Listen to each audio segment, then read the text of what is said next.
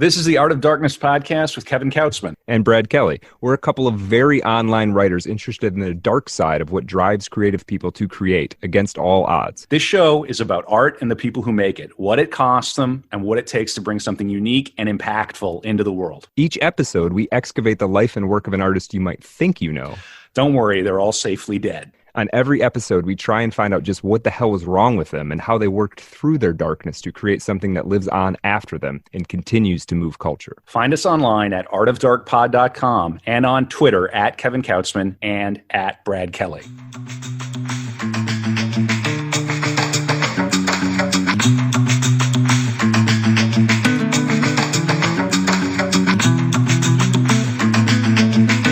All right, we're back with another action-packed episode of Art of Darkness, the podcast about the dark side of creative people who are all dead and buried, so we are at liberty to speak about them, I guess, however we please. Yeah, right. Obviously, yeah, and I'm Kevin Kautzman, and I'm joined by the singular Brad Kelly. Brad, how are you? I'm great, man. I'm great. How are you doing?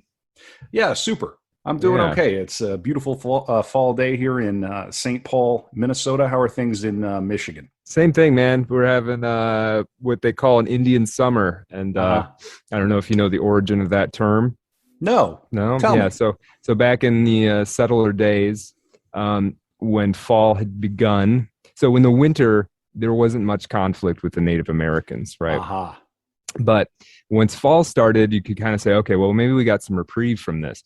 And then suddenly there would be a bright, sunny stretch of days and the natives would come back. And again, you would be, getting under assault. Right. So it basically meant like, oh no, the Indians are coming back to kill us. Which, yes, I'm not picking a side here. Sure, yeah. This isn't a political podcast. Right, but, this is just where the term apparently originates from. That is fascinating and of course, extremely dark. Right. And that's why I thought it was fitting, Yeah, we have a bright sunny day, I had to throw a little shade on it. Yeah. Okay, all right. Yeah, wonderful. That's great. I just love thinking about how this entire continent was based on theft and genocide and murder. And it might be time to watch The Shining again. Yeah, there you go. Right. And before I do, maybe I'll go back and listen to the Kubrick episode of Art of Darkness. Oh, that's a classic. That's a Hall of Fame episode. I think that was a breakthrough episode for us. People seem to really react to that. And of course, people can find us on Twitter at Art of Dark Pod. We're coming up on a year here, Brad. I know. I tweeted out a list of everybody we've done so far, and it was it was cool to just see them all listed like that, and then people seem to really respond to just seeing that. I had a lot of like, wait, what is this show? Like, which is what you want, right? So that's cool. Yeah, it's whatever, 14 episodes plus some here's and there's, and we're still going strong. So we're gonna have to do a retrospective coming up on year one as we get into, because I think it looks like I'm going back. I'm on the website artofdarkpod.com, and it looks like we started in February of 2021. So that's right. Yeah. We have some exciting episodes coming up. Who is our subject today? Who are we going to vivisect on today's episode? The great Zora Neale Hurston. Zora Neale Hurston. I didn't know a ton about her going into this. I knew a bit. I'd read some of her and whatnot. And by the end of it, I was like, this is one of the most based people who has ever lived. Red pill based Zora Neale Hurston. Yes. All right. Yeah. So Kevin, what do you know about Zora Neale Hurston? That's our classic question here. I know next to nothing. I know what you have set up in terms of the show and kind of pre-production, but we don't share very many details. You've been hyping up the fact that we're going to be talking a little bit about voodoo. Yes. Very cool. It's October. These episodes are evergreen episodes, but I am getting in. It is spooky season, so I am getting into. I went to a spirit Halloween store yesterday. That's the American occult tradition of Halloween. Suddenly a dead and abandoned storefront is infested by the spirit of Halloween. Right? And it was really down market. We were in suburban Minnesota here, right. And it was in an abandoned Toys R Us. Oh gosh, yeah. One of the window panels had been blown out. Glass was shattered everywhere. And then they have their garish signs. We're hiring. Join our spooky team. Right. Like, yeah, you're gonna make like $9 an hour for 2 weeks just doing grunt work, stocking shelves. Just disgusting. Yeah. Right. No masks to be seen. Right. They want COVID to come to bring an end to everything out at the Maplewood Spirit. Yeah, so I know about the voodoo for Zora Neale, and I know about the Harlem Renaissance. Yeah, big player there. I used to live near Harlem, so I guess there you go. That's about all I know. Okay. So I'm going to get an education along with our audience. I'm excited. Okay, great. Yeah. So, Zora Neale Hurston, it's right off the bat, it's all kind of interesting. So she's born January 7th of 1891, or maybe 1901, maybe 1898, maybe as late as 1903 in Notasulga, Alabama, the fifth of 8 children. I'm going to do this a little weird though. So I'm going to start right now, 2021. 2021, Zora Neale Hurston's great novel, Their Eyes Were Watching God, is assigned in one course or another at basically every university in the country. American literature courses, African American literature courses. It's pretty much a staple. It might not be at the level of, it is almost at the level of anything else in terms of assigned. I read it twice, getting a bachelor's in English and an MFA. I ended up reading Their Eyes Were Watching God 2 different occasions. So it's there. 2005, the great Oprah Winfrey produces a film adaptation of Their Eyes Were Watching God. Go back to 1975, Alice Walker published an article in Ms. Magazine called In Search of Zora Neale Hurston, which basically brought Zora Neale Hurston back into public consciousness. And because of what Alice Walker did, you would get Zora Neale's, not only later on the film being produced and it being colleges and all that, she starts to become cited as a major influence for writers like Jessamine Ward and Alice Munro and Toni Morrison and others. In 1970, so that article was written in 1975. 1973, Alice Walker had gone in search of Hurston's grave. The best that she could do was a little depression in the ground at a segregated cemetery called the Garden of Heavenly Rest. It was assumed, as the best guess, that this is where Zora Neale Hurston was buried. And Alice Walker buys a tombstone, has it engraved, Zora Neale Hurston, a genius of the South, 1901 to 1960, novelist, folklorist, anthropologist. When she died, so we'll keep going backwards, Zora Neale Hurston died in 1960 of hypertensive disorder. Most of her writing was out of print, except for some of the short stuff, including what was her great novel, Their Eyes Were Watching God. And her most recent steady income had been working as a maid. Oh, all right. Okay. Yeah. So one of these, right? We have these occur occasionally. Where it's they sort of dwindle into obscurity. Towards the end, she and we'll get to the death phase, but I'm still kind of going backwards, and then we're going to come up to meet her we're going to go back to the beginning and come up to meet this moment. I'm going to start in the caboose. Yes, right. When her last piece was published in the Saturday Evening Post, which was a reputable place to have stuff published, especially at this time, she was working as a maid, and the wealthy woman in Eatonville, Florida, who had hired her, was reading the Saturday Evening Post and came upon her, black maid's story in the Post. which I just think is this incredible moment, Wow. right? You know, Zora's cleaning her toilets or whatever it is she's doing, and this woman's sitting on her couch and with her feet up, picking where her in feet. the world are we? Where would this be? This is in Florida. Florida. Ocala, Florida. Ocala, Florida. All right. Yep. So in like the 50s or the 60s? This would be 19. This would actually be the mid 50s. I think 56. Wow. So. I'm trying to put myself into that place. Right. Oh my gosh. Right. Okay.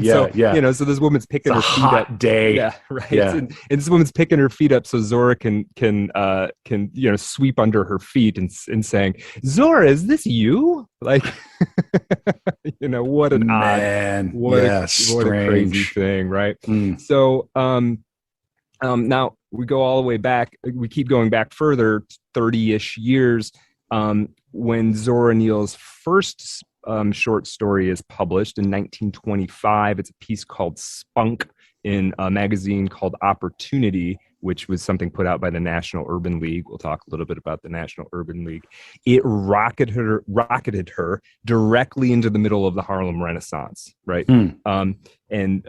She became an object of fascination by both the Black literati and the white literati that sort of was following the Black literati around at that time, and brought her. She became the because things have changed so much. Right. Well, we'll see this that like 1925 doesn't feel all that different than 2025 in some ways. She was thrust to the fore of this movement that was called by Charles Johnson and W.E.B. Du Bois, the New Negro. And not a trigger warning, I'm going to throw the word Negro in here occasionally because Zora used it, W.E.B. Du Bois used it, and it was a commonly used term at the time. So if that bothers you, I don't really care that much. Okay, all right. At Brad Kelly on Twitter.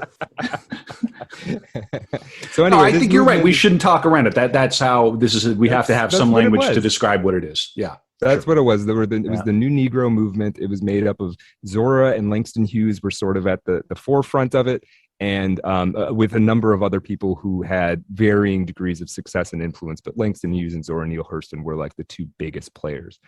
I want to read, before we get too deep into this, I want to read just like the first page of Their Eyes Were Watching God. Because I read this book again. I've read it 3 times now, and it's an impressive piece of work, and reading it in tandem with her biography, I appreciated it even more. So this is just like this is the opening salvo of Their Eyes Were Watching God. I love the title. It's a great title, right? Yeah. Ships at a distance have every man's wish on board. For some, they come in with a tide. For others, they sail forever on the horizon, never out of sight, never landing until the watcher turns his eyes away in resignation, his dreams mocked to death by time. That is the life of men. Now, women forget all those things that they don't want to remember and remember everything that they don't want to forget. The dream is the truth. Then they act and do things accordingly. So the beginning of this was a woman, and she had come back from burying the dead, not the dead of sick and ailing with friends at the pillow and the feet. She had come back from the sodden and the bloated, the sudden dead, their eyes flung wide open in judgment. The people all saw her come because it was sundown. The sun was gone, but he had left his footprints in the sky. It was the time for sitting on porches beside the road. It was the time to hear things and to talk.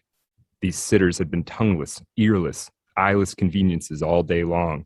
Mules and other brutes had occupied their skins, but now the sun and the boss man were gone, so the skins felt powerful and human. They became lords of sounds and lesser things. They passed nations through their mouth. They sat in judgment. So it's just this powerful thing. And then I'm not going to read it now, but we'll talk a little bit more about this book. But the beautiful thing she does in this book is she will go from something like that right into deep rural Southern turn of the century Black vernacular storytelling. And she will alternate between these two things. And it's highly effective in my opinion. So that was part of the genius of that book. So anyway, let's talk about her childhood. Zora Neale, 5th children of 8 in Alabama. There's disputes about her actual year of birth. She probably misrepresented it multiple times for multiple different reasons, wanting to appear older for the sake of entering academia, wanting to appear younger, at certain times, all of those kinds of things. Probably 1901 is her birth. Very shortly after her birth, her and her family moved to Eatonville, Florida, and Eatonville, Florida is just north of Orlando. It's still there. At the time, it was one of a handful of towns in the country that was not only entirely populated by African Americans, but managed and governed completely by African Americans. There were no white people involved in the town whatsoever, right? And this was a unique experience at the time. And it's interesting, for some reason, it's interesting to me that it's 20 miles north of Disney World. There's something, sure. Yeah. I just, we're getting ready to do our Disney episode. So, yeah, that's right. Yeah, that's got coming Disney up on soon. the brain. Yeah. Mm-hmm. Yeah. So Zora's dad was a big shot in this town of Eatonville. He would become a pastor. He was actually the mayor of Eatonville for a while. He was a sort of big deal in the town. And I want to stress, and it'll make sense why this is important later, how hermetically sealed the town of Eatonville was from America, right? Because it's governed by African Americans, descendants of slaves, and they're not really interacting with the outside world that much. Zora didn't face the kinds of everyday racism that that you might if you were living in a town that was a little bit more mixed, right? So, sure. So there were systemic issues and those kinds of things, and those influenced her indirectly. But there weren't. She didn't have to encounter and deal with white people, so she didn't get that brunt of in-your-face racism until she was an adult. Interesting. And it develops her worldview because of that. So, Brad, may I ask, do you have an idea of the population? Size? It was like 1,000 to 2,000 people at her time. Right. So it's pretty small, but not tiny. Small, but not super tiny. Okay. Right. Yeah. So 1,000 people is enough for the mayor to be. It's a bit of a big deal. You got 1,000, 1,500 souls. You're not all related. Yeah. Yeah. Right. And people are coming from all over the country to be a part of this. So yeah. Okay. Yeah. It's it's definitely an interesting place. And it exposed her to there was the primary sort of entertainment and socializing was just hanging out on the porch of like the town general store and that kind of thing. And this is where she got in touch with the sort of oral tradition of storytelling and almost theater, though it's not formally produced, right? People are not just telling the story of their day, but they're coming up with sort of, almost competitive storytelling, right? You say something crazy and then, okay, now Bob's got to say something crazy to match it, Yeah. So that was their entertainment. And she comes from that milieu. She's super strong-headed as a kid, like belligerently strong-headed, tomboyish, all of that kind of thing. But her mother dies when she's 9 years old, and her father, who is a noted philanderer, marries almost immediately this other woman. And this other woman and Zora do not get along whatsoever. Zora is too hard-headed. She's not going to take any guff from anybody at 9 years old. That's always a recipe for a happy home. It is, right. Yeah, and it was so bad that John, her dad, at one point tried to get the school to adopt Zora to get her out of the house. Ooh. Yeah. So, no good. Yeah, so not great. And Zora always would say that by the time she was 14, she was completely on her own, which is more or less true. She would stay with some family in Florida and Alabama, but she was basically on her own from the age of 14. You used to grow up real fast back in the day. Right. Yeah. 18, you were ready. You were an adult. Right. Cases. Yeah, absolutely. Mm-hmm. Yeah. But Zora, she knew what lay ahead for her in some ways. And I want to read this bit from her autobiography. The autobiography is called Dust Tracks on the Road. There's a little bit here I want to read in her voice. This is about some visions she had as a child. Like clear-cut stereopticon slides, I saw 12 scenes flash before me. Oh, and this happened when she was 7. She's describing it as an adult. I saw 12 scenes flash before me, each one held until I had seen it well in every detail and then be replaced by another. There was no continuity as in an average dream, just disconnected scene after scene with blank spaces in between. I knew that they were all true, a preview of things to come, and my soul writhed in agony and shrunk away, but I knew that there was no shrinking. These last had to be. So when I left the porch, I left a great deal behind me. I was weighed down with a power I did not want. I had knowledge before its time. I knew my fate. I knew that I would be an orphan and homeless. I knew that while I was still helpless, that the comforting circle of my family would be broken, and that I would have to wander cold and friendless until I had served my time. I would stand beside a dark pool of water and see a huge fish move slowly at a time when I would be somehow in the depth of despair. I would hurry to catch a train, and with doubts and fears driving me, and seek solace in a place and fail to find it when I arrived, then cross many tracks to board the train again. I knew that a shotgun-built house that needed a new coat of white paint, held torture for me, but I must go. I saw deep love betrayed, but I must feel and know it. There was no turning back, and last of all, I would come to a big house. 2 women waited there for me. I could not see their faces, but I knew one to be young and one to be old. One of them was arranging some queer-shaped flowers such as I had never seen. When I had come to these women, then I would be at the end of my pilgrimage, but not the end of my life. Then I would know peace and love and what goes with those things, and not before. 7 years old, she has this vision. Oh, doggy. Yeah. Yeah. So heavy. So anyway, she when she's like a teenager, she takes late teens. She takes a job with the Gilbert and Sullivan Repertory Theater, which I feel like has come up in Art of Darkness like 3 times now. Gilbert and Sullivan. That is a big deal. Big thing. Deal. Yeah, I don't know as much about it as a theater person as I should, but familiar with the names anyway. Sure. Yeah. So she was a wardrobe girl, and she toured around with them. She did it for 1.5 years, and then she decides in Baltimore that she's just done, and she steps off the ride, more or less. And then she talked her way into Morgan Academy, which was basically a high school. And at this time, she owned just 1 dress, 2 pairs of underwear, and a pair of tan Oxfords. And she's in a city that she's never seen before, doesn't know anybody, starts going to this Morgan Academy.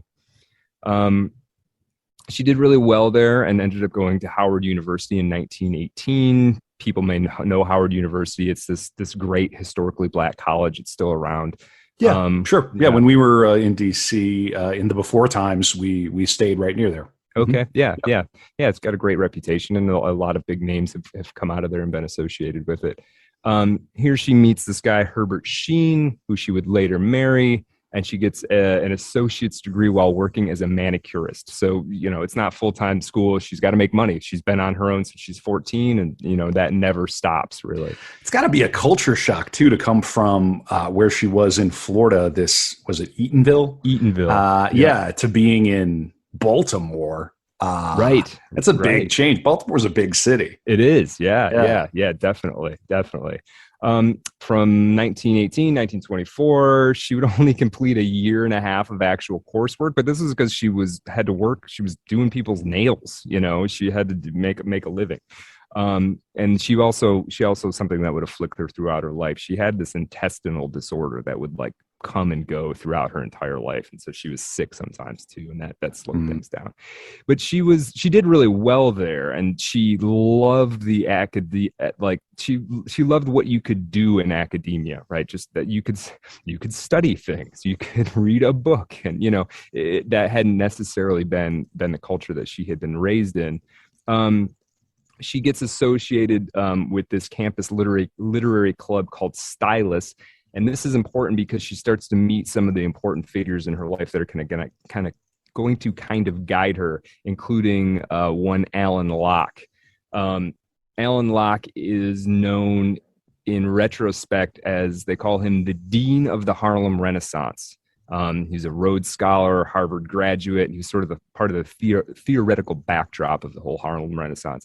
And he was fairly well known in his time. In fact, Martin Luther King would cite him in a speech when he was trying to say that, the Western tradition has its Plato and its Socrates, and we have our Alan Locke and our W.E.B. Du Bois, right? So he's a heavy in this world for sure. And Zora and he would have kind of almost a lifelong relationship with each other, just platonically. Just he's an older man guiding her, and he saw her potential. So, 1925, Alan Locke actually encourages Zora to submit to this magazine contest with two things: the story Spunk that I mentioned, and another play called Color Struck. She wins, both of them get in there, and she is then invited to this dinner in New York City. And she basically just comes to New York City and for this dinner and then stays for 2.5 years. Yeah. So she started knowing how to make the most of it. She was starting to get this attention, and she was right on the edge of getting presented by the sort of black literati of New York City as, this is what we mean when we talk about the new Negro. This is this brilliantly talented woman who's can accomplish things in the traditional art forms. This is what we mean, right? So she goes. Well, so you have the race element, you have the class element, you have, and then her gender as well. So that's very extreme. Sure. when you zoom out and you think about it. Yeah. Mm-hmm. Yeah. So, and she never let any of that stuff. She never let any of those issues bother her too much. She was just like, she was going to be Zora. She was going to fight her way through. She was going to get acknowledged, whatever it took. Yeah. Well, she clearly has a voice even then. Yeah. Absolutely. And so she goes to this dinner. She manages to talk one of the contest judges into hiring her as like a live-in secretary, right? This is how she gets her foothold and is able to stay in New York City. She has the gift of gab here clearly too, right? She's talking her way into this high school. She's talking her way into this secretarial position. Yeah. Sometimes you need that. Yeah, and this is one thing I'm learning about studying all these artists through the show is like, that's what the story behind a lot of them, where they had some means by which they could talk people into things. And there's a certain amount of charisma. Yeah, and not in like some arch manipulative way. Just like, okay, this is what I want, and this is how I'm going to get it, and I'm going to just ask for it in a way that means that I get it.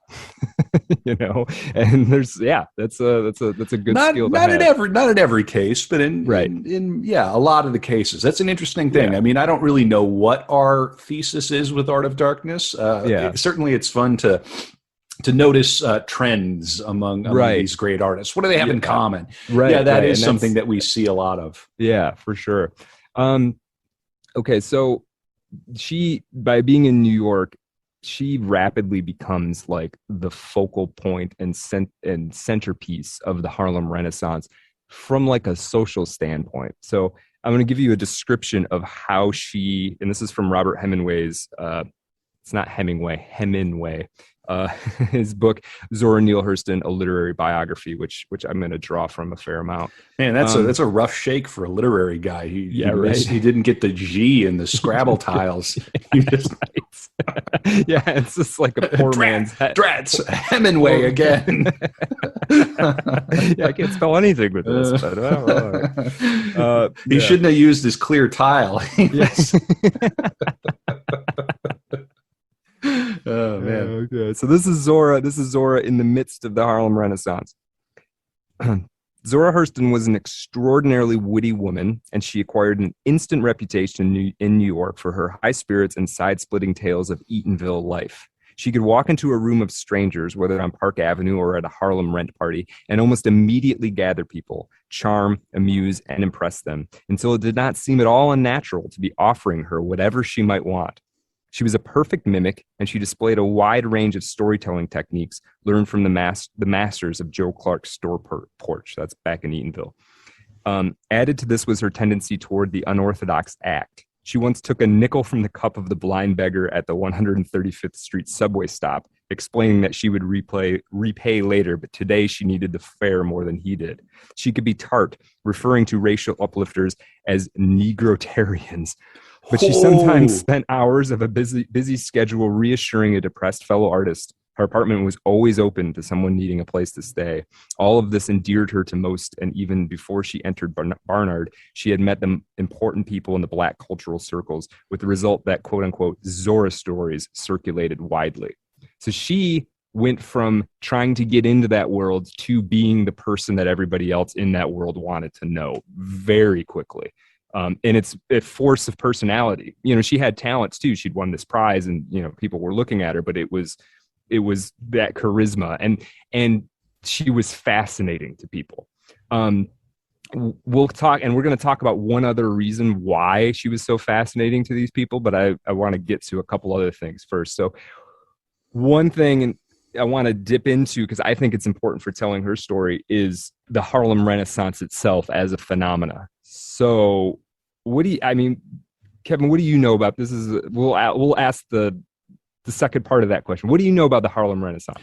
Well, I mean, I principally think about it as a literary movement, but it was because of my own background. But it was more than that as well. I mean, it was musical. It was a renaissance of the arts, of Black art, centered around Harlem, principally in the sort of interwar period. Right. Is that a fair summary of it? Yeah, that's true. Yeah, and I always thought of it as mostly a literary thing and maybe a sort of a jazz thing too. But there was definitely there was a theatrical component. There were sculptors and painters and visual art, all of it. Every of the major branches. There were some Harlem Renaissance representatives. It's pretty interesting. It's a pretty interesting time period. Yeah, and you're right. It's interwar. Generally, it's thought of as being between 1924 and the stock market crash in 1929, though, you know, obviously its influence lived on beyond that. And it kind of came about. Go ahead. No, that's so funny. We were just talking about this. New York has this funny secular thing where, because it's so tied up with the stock market, and the stock market is so streaky, it'll be high and times are really high, and then it'll crash and everything will be low. We just went through a period where, you know, we both moved out. My lady and I, you know, moved out to Manhattan, to New York City, right after the Hurricane Sandy, and then we left right after COVID had hit. So there's something about Manhattan in these like 6-7 year cycles where the cities where, I don't know, there's just something about New York City and the history of that. It's highly affected by events. It just is. Yeah. And it's this focal point of energy. Right. So I think that's interesting that you pointed out that it was like normally associated with that 6-7 year period. Yeah. It's so funny too, because it happens so fast. And I don't think that the people involved in it look around and go, you know, we sure are having a Harlem Renaissance. Right. No, these things are all like, applied in retrospect. It's just like we're having great parties and we're being very, very creative and And then suddenly it's over. And it's only when it's over you notice, oh wow, that was something. Right. So some journalist a year or 5 years or whatever after it happened is like, well, during the Harlem Renaissance. And, Right. Exactly. Yeah. So it comes about because of a sort of a confluence of factors, right? So you had Harlem became, for reasons not because of the Renaissance, but probably to some degree after it started because of the Renaissance, it became a destination for migrants of all kinds. And Harlem is still made up of a number of different migrant communities, right? I mean, I don't know it that well. You would know that better than me, but that's my take on it as being for sure. I mean, you have Spanish Harlem, an awful lot of Puerto Ricans. You have sort of the East Side. You've got the West Side. It's still very dominantly African American, and it still has that feeling. It definitely is its own world up there. Kind of ending in the 150s, 160s, then you get up into Washington Heights, and that becomes more of a mixture of Puerto Ricans and then Dominicans. New York is just got a ton of flavor still. For sure. And it was no different during this time, right? So you had that coming, and so you had you had a Black lower class migrants, but there was also becoming somewhat of a Black middle class, people with educations and things like that. And then this was all sort of, this might be putting too fine of a point on it, but this was all sort of funded in a way by a also happening at the same time, a fascination and fetishization of Black culture by wealthy white New York liberals, right? Yeah, because things all this took money, for sure, right? Of course, like you can't sit in an apartment and sculpt if you can't pay the rent. So all this, and it's it's neither here nor there, but it's part of the story. I'll give you we also had the Roaring Twenties in general, of which the Harlem Renaissance was sort of a subset of, the two go hand in hand for sure. So I'm going to read also from this Hemingway biography. I'm going to read a little bit about the Harlem Renaissance here. And I want to read it from here because it gives it. It's a little bit helps us think about it in terms of what this meant to Zora. Quote, thinking that a trip uptown meant a safari into an exotic jungle, whites were titillated and exhilarated by Harlem's spectacle. Harlem became an aphrodisiac, a place where whites could discover their primitive selves. Many of the white fellow travelers so often in attendance on the new Negro artists sought a vitality in the uptown night absent in their own lives. As one critic described it, quote, Caucasian dowagers flocked to Negro cabarets, drank gin supplied by Negroes with more business acumen than the race is generally credited with having, and patronizingly gave individual Negroes bids to their homes. Nothing was too good for the black man as long as he expended his energies in song and dance. Right? So there's a little bit of a we'll throw some money at you if you dance for us. Yeah, as a quality of, how much has really changed. We're maybe not as far away from this as we'd like to imagine. Right. But if you're somebody like in Zora's position and you want to be a writer, you want to be you want to put on theater or whatever you want to do, and you've got suddenly people with money want to give it to you. Oh, yeah. And they're just saying, do your thing. You're going to say, well, I kind of don't like this guy, but I'm also going to take his money. It's without a doubt. There's of course, take the money. Yeah. There's a great jazz bar in Harlem still called Showman's. If you're ever in Harlem, go to Showman's, and it's just this wacky. It can only be in Harlem. It's the kind of place where you'll sit down, and then suddenly the guy next to you will be speaking French, and it's clear he's in town from Paris, right? For this, because there's nothing like it. They could try to fake it over there, but it's just. All the cups are mismatched. You order food from next door. You bring it back over. It's just a vibe, man. Right on. That sounds really cool. Showman's. So So I got maybe we can get a sponsorship from them on this episode. That'd be cool. we might have to sponsor them actually. Yeah, we got to aim for get them some matching cups. So that was Robert Hemingway kind of giving his picture of the Harlem Renaissance and this sort of idea I'm circulating around. But I want to give you an image of this in Zora's words, and it'll also give us a little bit more of a feel for her writing. In this, she's talking about there's this essay. I believe the essay is called "How It Feels to Be Colored Me," but she talks about the same thing about this sort of white fascination with what's going on, and this is a little description about going to a jazz club. This orchestra grows rambunctious, rears on its hind legs, and attacks the tonal veil with primitive fury, rending it, clawing it until it breaks through to the jungle beyond. I follow those heathen, follow them exultingly. I dance wildly inside myself. I yell within. I whoop. I shake my assegai above my head. I hurl it true to the mark. Yow! I am in the jungle and living in the jungle way. My face is painted red and yellow, and my body is painted blue. My pulse is throbbing like a war drum. I want to slaughter something, give pain, give death to what I do not know, but the piece ends. The men of the orchestra wipe their lips and rest their fingers. I creep back slowly to the veneer we call civilization with the last tone and find the white friend sitting motionless in his seat, smoking calmly. So there's this aspect of you guys are fascinated about this, but you don't actually get it.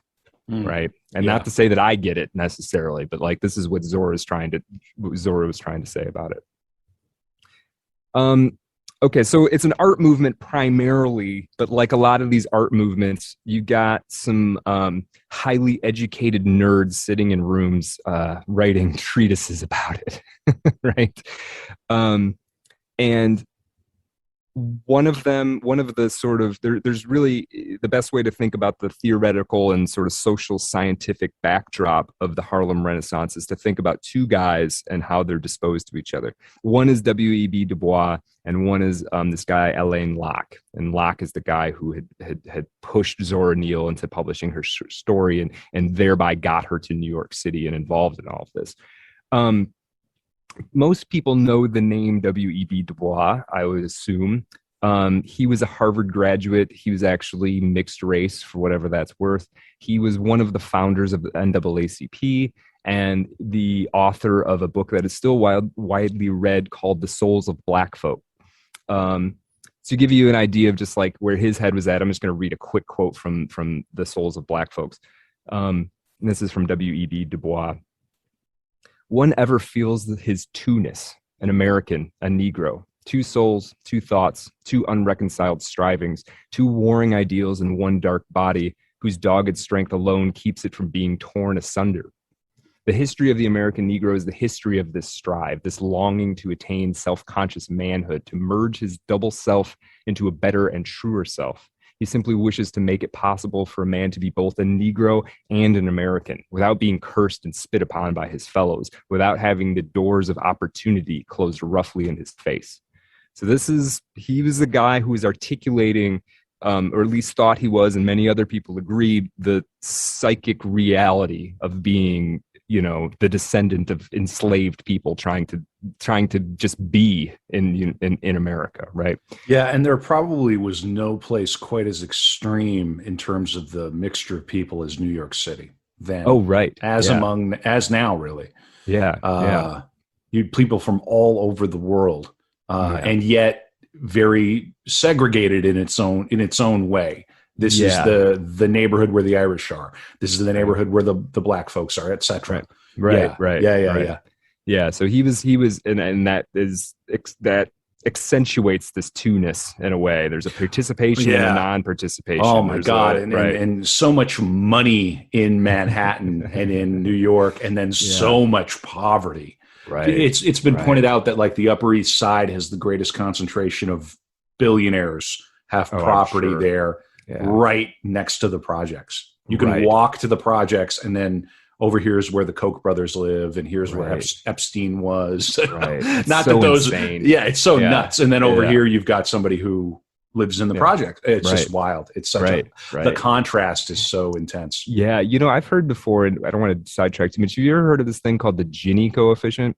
No, what is this? Yeah. So the Gini coefficient it's a metric. It's like a social science metric of perceived relative inequality, particularly financially, right? And so the idea is, and it relates, the worse the Gini coefficient is, the worse crime is generally.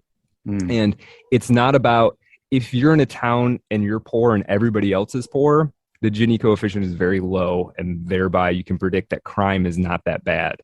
If it's stressed to the max like that, where it's billionaires and people who could barely eat right next door to each other, the Gini coefficient is very intense. And so you can literally predict what crime rates will be like based on this, apparently. It's interesting. What is this idea of relative deprivation? Yeah. Right. So if you're among people who don't have anything more than you, there's a possibility to kind of just find a cozy happiness in it. But if you have to stare at the person with the, it's just it's like I'm doing about as good as my neighbor. So fine. Yeah. Right. But when your neighbor's a billionaire and like you work at, whatever, at the docks, it's like, what is going on? Yeah. Or you work in their house, or you have to come by you deliver them their $20 juice. Well, and then the closer you are, it becomes understandable to reach this point of like, well, things aren't fair. This is all BS, right? Yeah. So interesting. That's a worthy little detour. It's very much in play. Yeah. So we had still talking about the Harlem Renaissance sort of theoretical backdrop. You have Du Bois, who believed that the new Negro artists like Zora Neale Hurston, Langston Hughes, and the others believed that they should basically be writing almost propaganda. For the purpose of uplifting the African-American community, right? And that makes sense. He wanted the art to be politicized. Alain Locke, So that was W.E.B. Du Bois and the NAACP kind of wing of things. Then you had Alain Locke and the National Urban League kind of things, which had similar aims, but Alain Locke was interested also in just a pure art. He was a little bit more on the side of like, well, what if we just make amazing art? Won't that also accomplish the goal of sort of uplifting the community? Right. So there's two subtly different perspectives on this. Now, the question is, how does Zora fit into all this? And I will tell you what her thoughts were on the quote unquote race problem. All right. So this is again from the Hemingway biography. In 1928, Hurston wrote that the United States was my country, right or wrong. And she satirized Marcus Garvey in an essay entitled The Emperor Effaces Himself. Garvey's genius, Zora reported, was that he kept the money he collected. He kept the money he collected, an act distinguishing him from other race leaders. There had been some whisperings concerning W.E.B. Du Bois, she said, on account of his efforts to lower the violent mortality rate among his people and advance their interests generally. But he never learned how to keep their money, and so missed true greatness. Right? So she kind of didn't buy what either Du Bois, certainly didn't buy what Du Bois was selling, and kind of also didn't buy what Alain Locke was saying, but she was a little bit more on his side. She must have been an outsider, like a lifelong outsider too. She's not from the Northeast. She's from Alabama. She's from Florida. Yeah. She probably has a thick accent. Oh yeah. Yeah. Fascinating. Well, this was the thing she would say about Du Bois and Alain Locke. This is part of the reason everybody wanted a piece of Zora in the Harlem Renaissance. She was the real deal. Like now you talk like in like rap music. If you got a guy who's actually poor and sold drugs, that's authenticity that you can't buy. And Zora was like that. Zora was from the backwoods, some little town in the middle of Florida nobody'd ever heard of. And Du Bois went to Harvard. Right, Alain Locke was a Rhodes scholar. Like, what do you know about it? So right. There's an element of Are we the establishment, or of course we're not? But what? Right. Confusing. Yeah. And even Langston Hughes was like from Kansas and was from like an upper middle class family. Right. So and this isn't to dismiss anything any of these people are saying, but Zora comes in, and Zora is legit, top to bottom, authentic, what she would call the folk. And she was also, she was also brilliant, right? And so, her graduate school was on a porch, right, exactly. Yeah. So it ostracized her even from within this community from the jump, basically.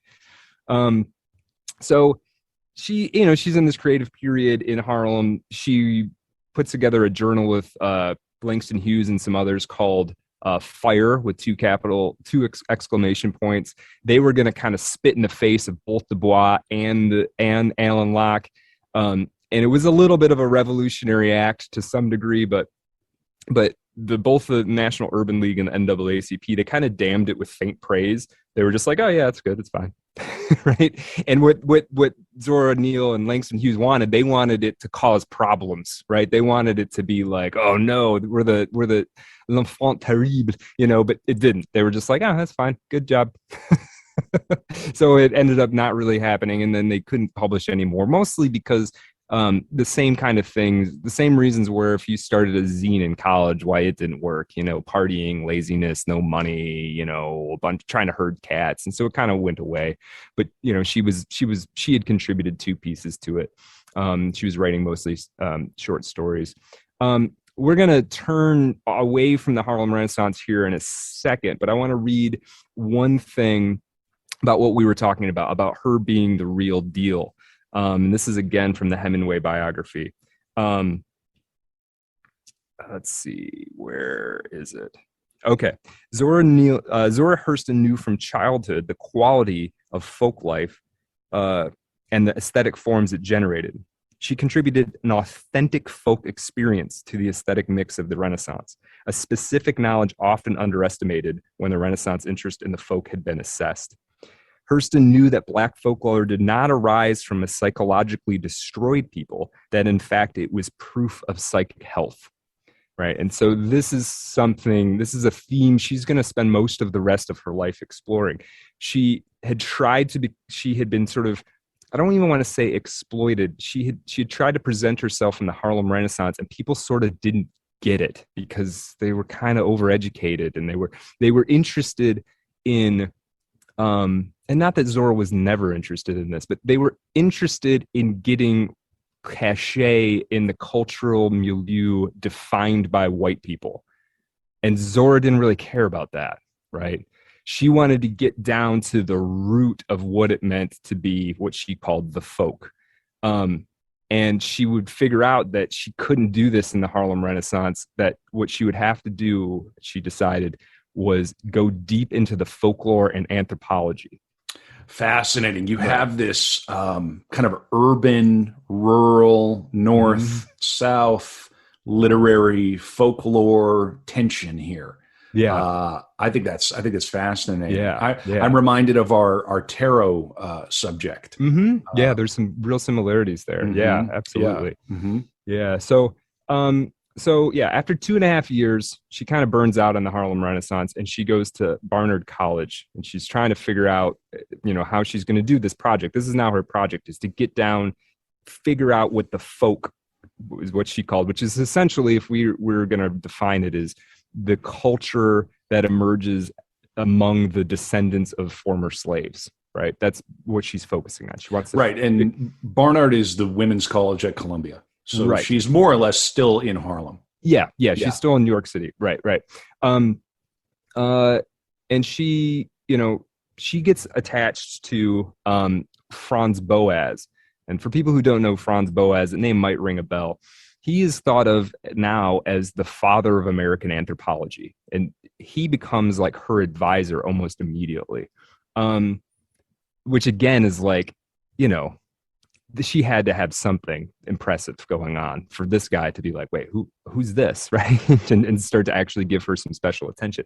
And he was a big deal. Okay, so there's students of his that were directly in his lineage, included Claude Lévi-Strauss, Alfred Kroeber, who would then start the first anthropology program at UC Berkeley, William Jones, who was one of the first people to do ethnographic studies of Native Americans, Edward Sapir of the Sapir-Whorf hypothesis, Margaret Mead. These are the kinds of people that were sort of direct descendants academically and intellectually of Franz Boas.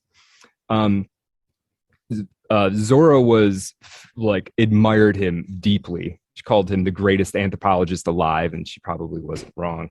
And she threw herself into this work. There's a story of her standing on a Harlem street corner with calipers measuring people's skulls, which... They used to love that stuff. They did. Yeah, they used to take naked photos of all the incoming students at Yale, famously. Right. There are photos somewhere of Meryl Streep as an undergrad. It is this scandal, but that's what they used to like.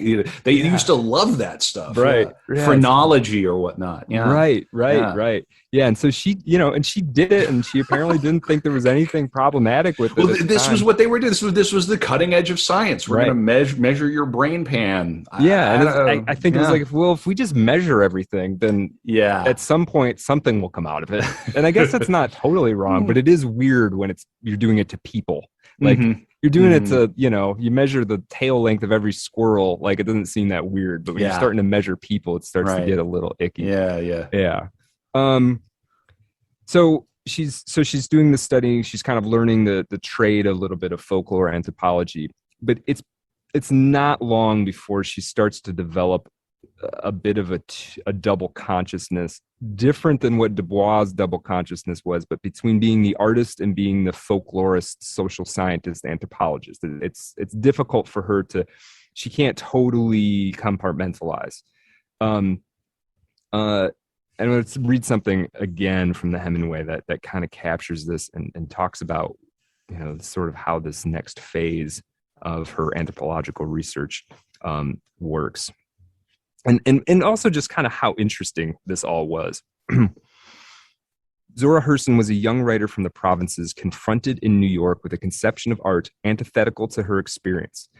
An object of art was assumed to be the personal product of the romantic egoist, forged in the smithy of her soul from bits and pieces of disjointed experience, then consecrated with a talent for the sophisticated reader. If good enough, it became immortalized in changing form, such as the text of Hamlet. This conception of the artist was held by virtually all her contemporaries. Hughes was a possible exception, and made no difference if one were an iconoclast like Thurman or a traditionalist like Countee Cullen. Given these alternatives, Hurston turned away from fiction and plunged into anthropology, a science which offered an intellectual perspective, a spyglass for her emotional experiences in Eatonville. She became Boas's student and a kind of proselytizer for anthropological knowledge. The Boas training provided more than an explanation for Eatonville's existence. It also revealed how folklore could be preserved without transformation into conscious art. Many Harlem Renaissance intellectuals felt that because folk art was unconscious, it was being trampled into oblivion by the march of history. The down-home stories, the slave songs, the old-time religions were assumed to be casualties of 20th century industrial life. As the environment changed, necessitating new modes of behavior, the old products of the folk imagination would be forgotten. Thus, the only way to preserve a portion of this dying heritage was to create a lasting, conscious art using the folk material as its base. So that's what Zora wanted to do. She wanted to find all of the bits and pieces of the folk consciousness, and then to make sure it lived on, she wanted to turn it into her own art. And the problem with doing that is when you're trying to be a folklorist, ethnographer who's measuring people's skulls, you're supposed to just be collecting data.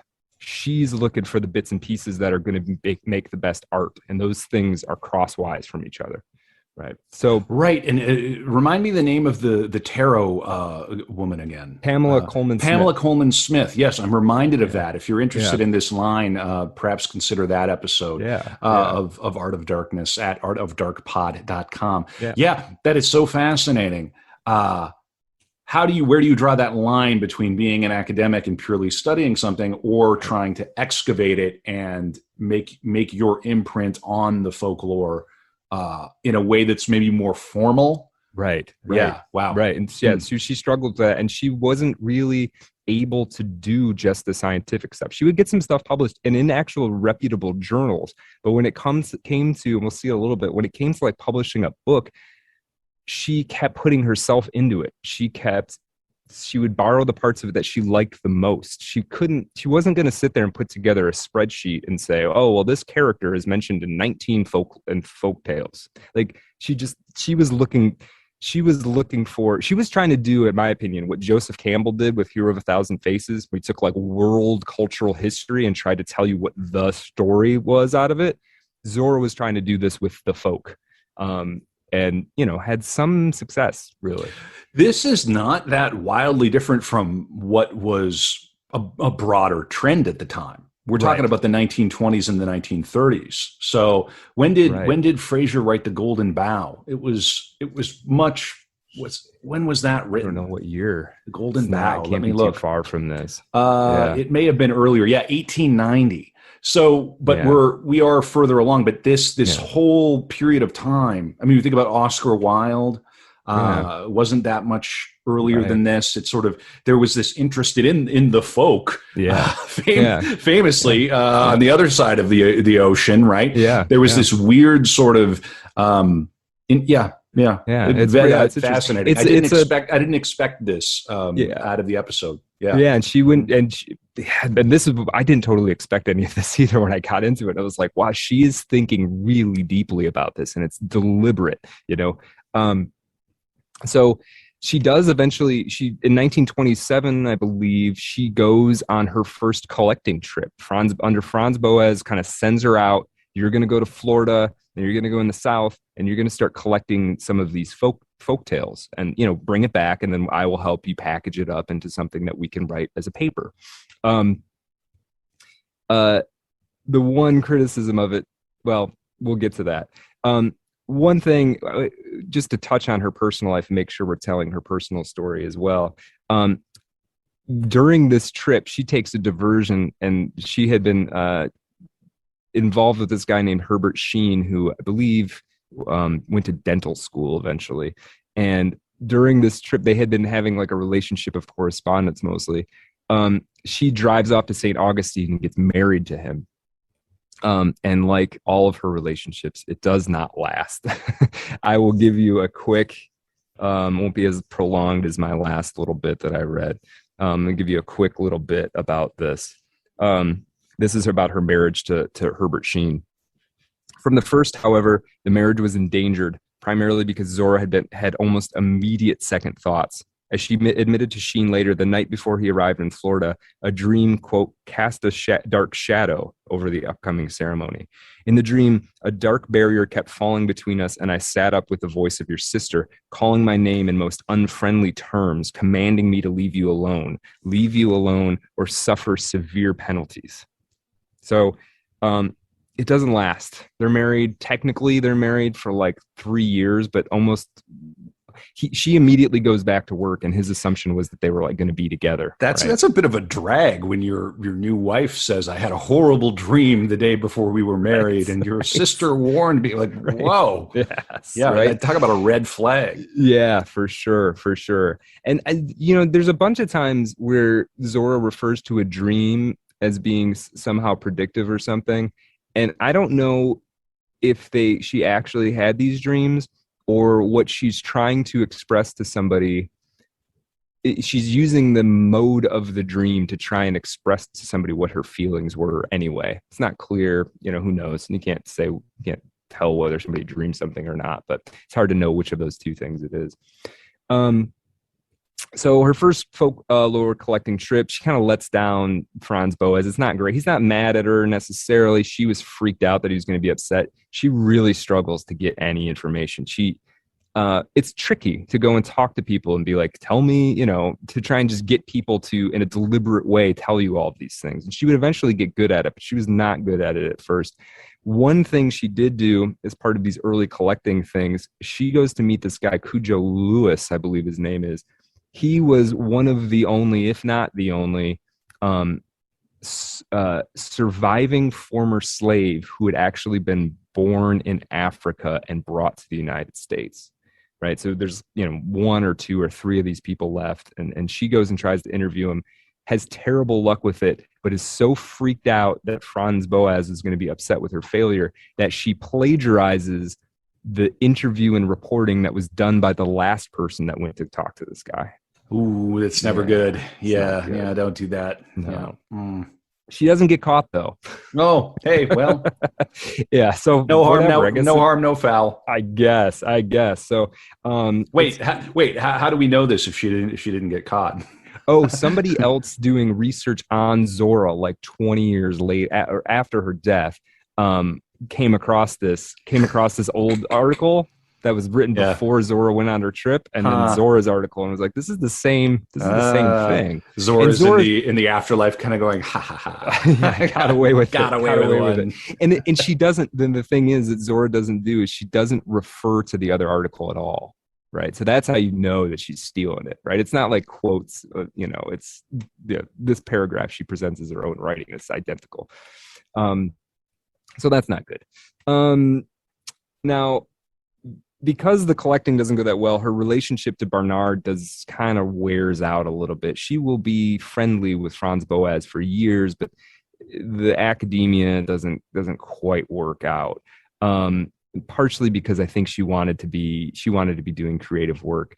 But in 1927, she meets this woman, Mrs. Charlotte Osgood Mason, who is this old, rich, super rich, white patron of the African American arts, who would, in her life or over the course of several years, give to individual artists within the Harlem Renaissance money totaling in today's dollars about $1 million.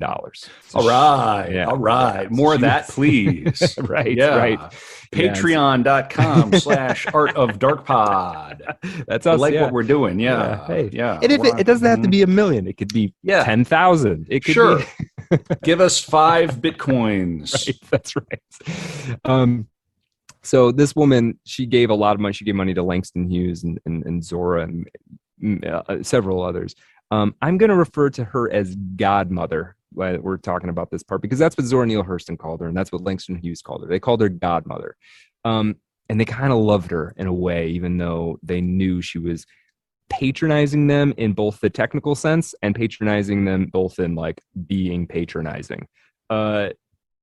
She gave over the course between 1927 and 1932, she would give Zora in today's dollars, she would give Zora $250,000 in a kind of a monthly stipend over the course of 5 years. Wow. Right? Wow. Okay. That took care of her, right? You're the anointed.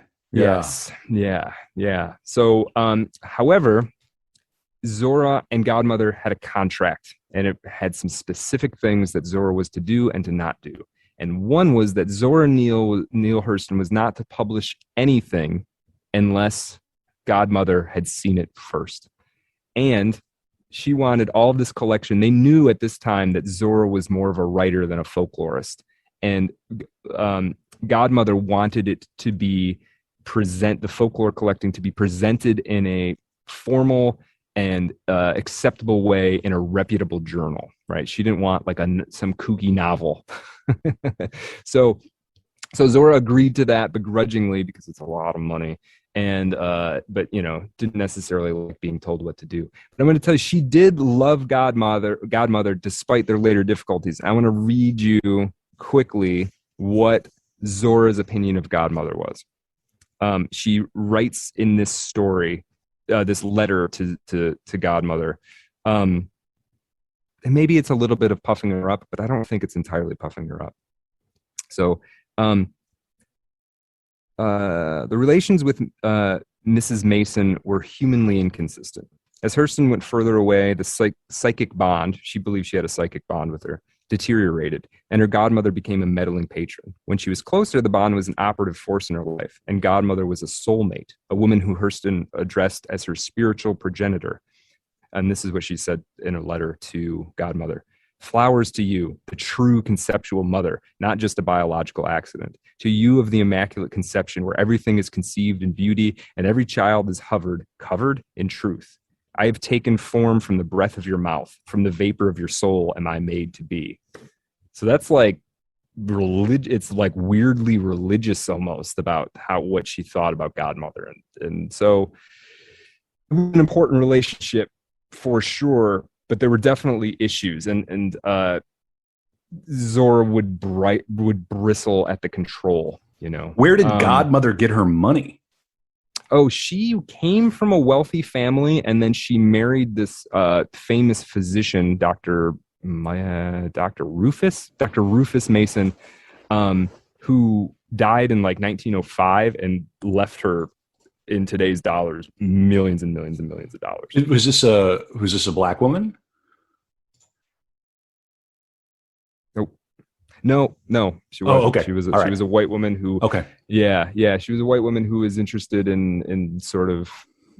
But this is the thing. I mean, I assumed as much. I just was curious. I mean, this whole strange. Yeah. Okay. Yeah, and she had the same kind of thing, like this sort of two-handed relationship to the African American community. On the one hand, she wanted to support it as much as possible, but on the other hand, there was a little bit of like dance for me kind of thing, right? There's a little bit of both, and like there would be meetings. I think she told Alan Locke one time to stop acting white. So she had a very like that's always fun. Right, that's a good note. Yeah. Right. Exactly. Right. So her relationship to that world is it's kind of it's conflicted, right? Mm-hmm.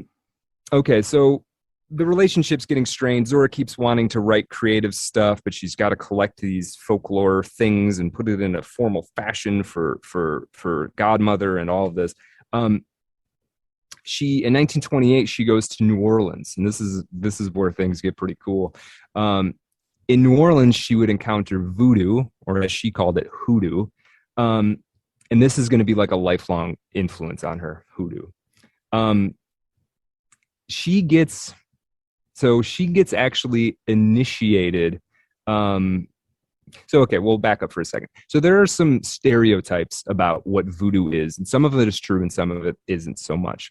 Voodoo dolls, animal sacrifices, that sort of thing. That's kind of true. Okay, there are animal sacrifices in part of voodoo. The voodoo dolls thing is probably in a specific subset of voodoo practice. But it's good because I'm thinking about new merch. Yeah, we could get a AoD voodoo doll. That'd actually be pretty cool. That would be pretty cool. In Zora's studying of it, she would come to see it as a real religion on par with like the Catholic Church, right? To her, it was a real thing. The one true faith. Yes, yeah. That's a running theme in Art of Darkness. I might say the same thing now in voodoo. Voodoo, yeah, right. Maybe I'm missing out. I don't know. The parties are probably a lot better. Yeah, right. But there are some cool things about it. There's no formal hierarchy beyond like one established by like skill and reputation, right? You don't go to like a seminary or anything. You go learn from some other voodoo doctor. In New Orleans, there weren't really even any churches necessarily. There were some gathering places and stuff like that. I'm going to read you a little bit of something here about hoodoo / voodoo / voodoo / obea. This is Hurston talking about, wait, hold on, that might be the wrong quote. Okay, yeah. This is Hurston talking in general terms about voodoo. Nobody knows for sure how many thousands in America are warmed by the fire of hoodoo. Because the worship is bound in secrecy, it is not the accepted theology of the nation, and so believers conceal their faith, brothers from sister, husband from wife. Nobody can say where it begins or ends. Mouths don't empty themselves unless the ears are sympathetic and knowing. And that's the end of her part. She believed that hoodoo was, quote, burning with the flame in America with all the intensity of the suppressed religion. It adapts itself like Christianity to its locale, reclaiming some of the borrowed characteristics to itself. Right. So she went deep studying this. And at a time in academia, her study of it was like the deepest that anybody had ever done. And not only did she study it as an academic, she became initiated as a hoodoo, what they call a doctor. She in New Orleans. Whoa, doctor. Yeah. That is pretty cool. I like that it's a doctor of voodoo. I don't know why. I think that's very cool. I like that too. Yeah, it is really cool. So she gets, and how this happens, she gets caught up with there's various lineages of hoodoo, and she gets into this woman who is sort of like the godmother of New Orleans hoodoo at the time, Marie Laveau, who's already dead, but her presence still kind of looms large in New Orleans at this time. She gets associated with a descendant of Mario Laveau, her grandnephew or something like that, and then is initiated as a doctor through him. As part of this initiation, this was the big key part. There was multiple things, but a key part of it was Zora had to lie naked, face down on a couch without food or water, with a snake skin touching her stomach the entire time for 69 hours straight. That was a part of the initiation. No food, no water, naked for 69 hours. Yeah. Okay. No food, no water. Yeah. Lying down where? She was laying on a couch face down, and she had a snake skin touching her stomach. Like she had to lay on a snake skin, basically. Wow. Yeah. Yeah. And she describes the experience, and it's like, it's psychedelic almost, right? You depriving yourself of all sensory, and then the hunger and the thirst, and it starts to. The only equivalent we would have now today would be listening to Alex Jones on Rogan. Right. Right. That's a joke. Where that's the initiation into the Art of Darkness voodoo cult. Is we make you listen to every minute of AJ. It's about 3 days worth. Yeah. And you have to lie there. You get nothing but like a whiskey bottle, one bottle of whiskey for 4 days. Right. You have to come out immediately out of that and go right back to your normie job. Right. Yes. With no buffer. I'm making light of this a little bit, but that's a very intense little ritual. Oh yeah. For sure. So that's how she got initiated. And once she had been initiated, the Marie Laveau's grandnephew said that she was the last one. So Zora was maybe the last doctor initiated into this ritual, into this practice. And there was a lot of aspects of what it meant to be initiated that she didn't talk about. Like she actually hewed to a certain degree to the secrecy of the practice. So, which is kind of interesting, right? So it's like her job is to write about this thing, and she kind of went native, right, in a way, and ends up, maybe not writing the book she could have if she had decided to violate that. So that whole experience ends 1931-32. She's done with Godmother. She's published a number of papers in places like the Journal of American Folklore and whatnot, but the relationship is over, and she's got to kind of figure out what to do next, right? The relationship's over, so the money's over, and $250,000 is a lot, but over 5 years, it's basically, you're not going to live on it for the rest of your life. So she's got to do some other things. Also, Zora was not good with money either. Like, there's countless instances in here of just like, wait, she's broke already? Like, how didn't she just publish the thing? So, the next thing she decides to do is one thing I should mention also, part of that New Orleans trip, just before it, there's a period where she lives in a lumber camp in Florida, and that's where she really learns how to do folklore collection.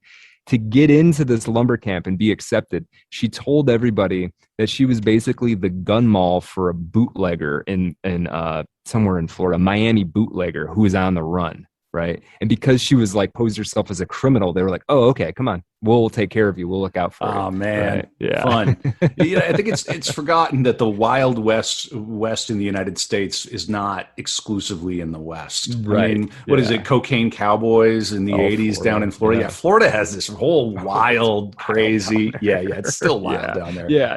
She was in touch with that stuff for sure. And fun. But she mastered collecting down there in her style. Like, she would get people to tell her things. She would even, I'm sure you're familiar with Alan Lomax. No. Does that name ring a bell? Mm-hmm. Alan Lomax did, Alan Lomax, it was either him or his dad, one of the two, discovered lead belly and a number of other musicians. So they've been hired by the Library of Congress to go into far-flung places and like record American folk music. And not, when I say folk music, I'm not talking about Bob Dylan. That's nothing against Bob Dylan. I'm talking about the place. You go to a place where music is made by the folk. What do they gather around on a Saturday night, and what do they play, right? Zora taught Alan Lomax a few things about collecting, which I thought was interesting, because he becomes, in terms of field recording and American cultural history gathering, he's a huge force, right? Yeah, so Zora Neale Hurston, The Collector. It might be a show title. Might be a show title, yeah. The Collector. Yeah, cool. She definitely was. So this folk period, this collecting period ends. And remember, we were saying she was trying to figure out a way to turn what she saw as the beautiful cultural reality at the root of the folk, and to make it survive by turning it into her own art, right? To pass it along. And how she decides that she's going to do this, she now feels like she's collected enough, she can do it. She starts to write a play with Langston Hughes called Mulebone. They work on it at first by correspondence, and then they're in New York City. They work on it together. I was going to go into more detail on this, but I'll skip a couple of things. The key point here is there were creative changes made primarily by Langston Hughes. Langston Hughes they had a typist, and he kind of invited the typist in to have more of a thing.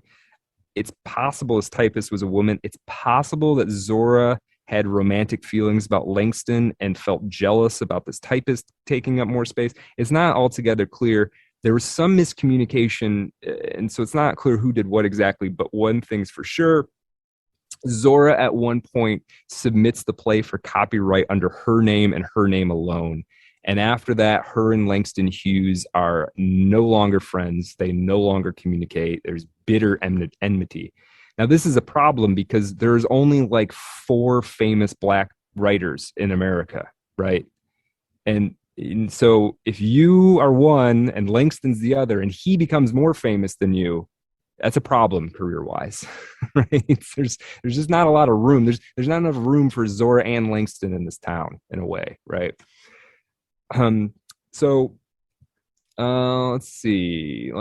So we get kind of she gets involved in the theatrical in the theatrical world. She has Mule Bone, and then she has another thing called The Good Day or A Good Day, which these are another play that she would put on a number of times over her life and make a little bit of money at it. And these are, she's taking folk material, folk stories and folk songs that she had learned, and she's stringing them together into a coherent theatrical production. It's what she's trying to accomplish. And it was actually pretty well reviewed at times. In 1933, now I'll note, she hasn't published a book yet of any kind, right? She's had short stories, she's had scientific or, social scientific articles published, but no books. She does get a short story that gets out there and attracts the attention of the famous publisher Bertram Lippincott, who then encourages her to write a novel. And she does, and she writes it very quickly. I'm going to give you a little anecdote about where she was at in her life in terms of money, in terms of writing, when the Lippincott thing comes through. So let me see here. In the book, it's called Jonah's Gourd Vine. It's, again, she's doing this kind of folklore thing. And she'd been asked by the publisher to write it. She began writing on July 1st, and by September 4th, this is 1933, she could tell Lippincott that she was within a week of finishing. She completed the manuscript on September 6th, talked to a woman into typing it for a deferred fee, then discovered she could not afford to mail it. She borrowed $2 from the treasurer of the local Daughters of the Elks and sent the manuscript to Lippincott's in early October. By October 16th, she had a letter of acceptance and the offer of a $200 advance. On that same morning, her landlord evicted her, despite the fact that she was about to earn her first money in 3 months by booking some folk singers for a city festival. She opened the publisher's telegram in the afternoon while purchasing shoes to replace her worn scrap of leathers, and when she saw the figure $200, she tore out of that place with one old shoe and one new and ran to the Western Union office. She was out of money completely, right? When this book deal comes in, and $200 from then to now is, I think, like $4,200. It's like $4,000. So okay. That'll cover you. It's taken me back to the time when I was in New York City and I got a $5,000 check came through for something, and it was that or. Yeah. Yeah. Yep. Yeah. I don't know what I'm going to do here. Right. Yep. It's going to get interesting. Yeah. Yeah. Not that much has changed. Yeah. Right. So the rest of her life after 1933, she's got a very complicated life because she's split in all these ways. She's split into the theater, and she has some success there. She's split into writing novels, and she has some success there. She's split into the folklore thing, has some success there. All this time, it's kind of hard to scrap together money. I'm going to give you, from the mid-30s to the end of her life, I'm going to give you a few of the jobs she had. She never had a job more than a year. Okay. One thing. This is some promo thing before I lose track. We're talking about Haiti. We're talking about her experience becoming a voodoo doctor. I have got the juiciest of tidbits about that for our Patreon exclusive. So if you actually want to know some deep Haitian voodoo lore, hold on to your horses. Right, and that is for people who subscribe. After Dark episodes, you get them with Patreon, patreon.com/artofdarkpod. If you can support the show, that's great.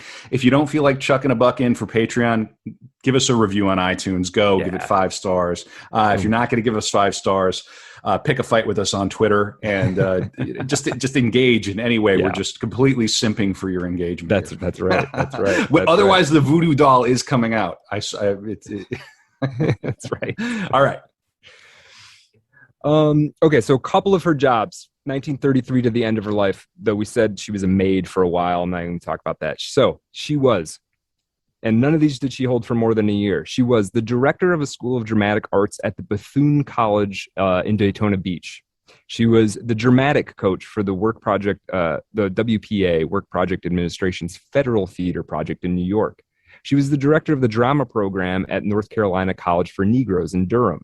She was a story consultant at Paramount Studios in Hollywood. She was a librarian for the space program at Patrick Air Force Base in Cocoa Beach, Florida, and a few others. So it's just all over the map, right? So let's see. Where I want to go. Okay, so 1936, she manages to get herself a Guggenheim Fellowship to go to Jamaica and Haiti. So she'd been to New Orleans, and New Orleans on U.S. soil is the home of hoodoo, but Haiti's where it's really at when it comes to this kind of thing. And this is where in Haiti is where our juicy Patreon tidbit is going to come. So this is a really fertile period in her life. 1936, she masters Haitian Creole, becomes maybe, outside of people who've grown up in voodoo, becomes maybe the most knowledgeable person about voodoo in the world, possibly. And she writes what would become her most famous book, Their Eyes Were Watching God, all in 1936, 1937. This is probably her peak creative thing, right? And Their Eyes Were Watching God gets some significant acclaim, right? So people like it. And again, we read it now. I think it's a great book. But let's talk briefly about what makes it good, because, and I don't want to focus on, she's got a bunch of work and I didn't know what to focus on, but I knew Their Eyes Were Watching God is worth focusing on. Spoiler alert also, if you haven't read it and want to read it, because I'm going to spoil it.